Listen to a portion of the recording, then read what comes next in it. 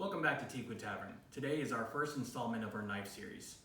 Through this series, our goal is to try to educate our viewers on how to properly use their knife in different kitchen tasks, whether it's chopping vegetables, for instance, like the onion, or carving up different meats. Just becoming more comfortable with the knife since it is one of your main kitchen utensils.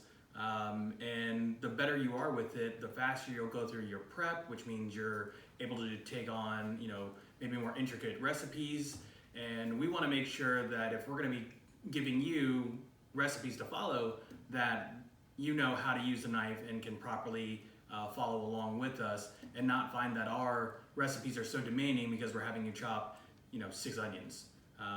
So with that, the first installment is going to be the onion, something that is just prevalent in most savory dishes, and we'll get into more of the different types of onions in the blog post, but for purposes of today, it's really trying to explain how to properly hold the knife when you're chopping onions, different types of cuts, dices, slices that you'll use, and then once we go through that and cut the onions, we're going to use those onions for 3 different recipes. So we're going to go with a slice, give you a recipe for that.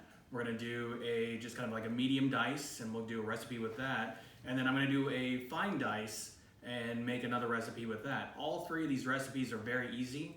2 of them are a little bit time consuming only because they just take a little bit longer on the stovetop.